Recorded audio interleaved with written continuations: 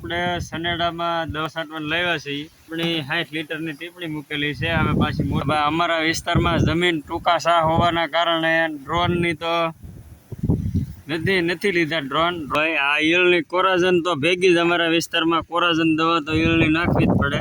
દેશ મિત્રો, તો આજે આપણે સનેડામાં દવા છાંટવાની છે. તો દવા છાંટવાની લેવા છે.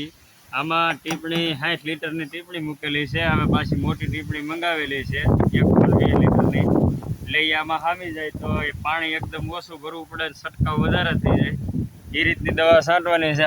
અમારા વિસ્તારમાં જમીન ટૂંકા સા હોવાના કારણે ડ્રોનની તો નથી લીધા ડ્રોનની કિંમત તો વધારે હોય એટલે સનેડા ખેડૂત પાસે હોય જ તે. એટલે આપણે સનેડા દવા છાંટવાની છે. સિંગમાં બહુ સારું રિઝલ્ટ આવે, બહુ બેસ્ટ કામ થાય, એ મજા આવે એ રીતની દવા છાંટે છે. તો આપણે હમણાં બતાવીએ તમને. તો દવા ભાઈ ખેડૂતની પસંદ મુજબ લાવેલા હોય. આ ઈયળની કોરાજન તો ભેગી જ અમારા વિસ્તારમાં કોરાજન દવા તો ઈયળની નાખવી જ પડે. અને આ ગુંદરિયું છે, આ કંઈક અલગ કંપનીનું છે આ વખતે ગુંદરિયું. તો આ પાંદડામાં ફેલાવો કરે એ માટે. આ બીજી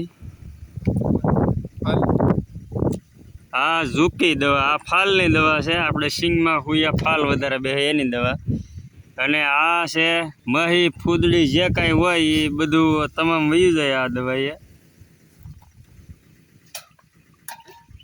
એ રીતની દવા છટાતી હોય. તો આપણે હાલો બતાવીએ કઈ રીતે દવા છટાય છે એમ.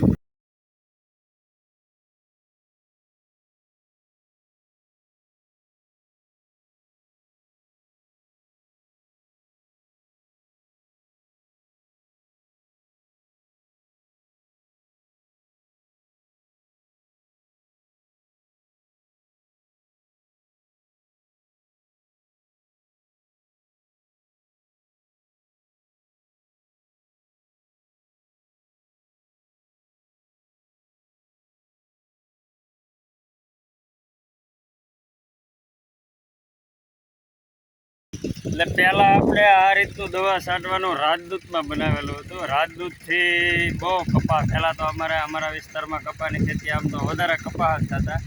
પણ હવે છેલ્લા સતત 5 વર્ષથી આપણે સિંગનું જ જાજુ વાવેતર થાય છે. કપાનું તો 5 થી 10% જેવું વાવેતર થાય છે. તો આમાં આપણે રાજદૂતે છાંટતા જ્યારે આપણે 2 જ વ્હીલ હોય એટલે આમ બહુ લીડા કરે એ રીતની દવા. એમાં તોય ખૂબ છાંટેલી છે. આમાં 2-5 વર્ષ દવા છાંટી. પણ હવે આપણા સનેડા ટ્રેક્ટર બધા ઘરના લઈ લીધેલા છે. તો હવે એમાં ફિટિંગ કરી દીધું અને એમાં આમ તો બહુ સારું લાગ્યું હવે.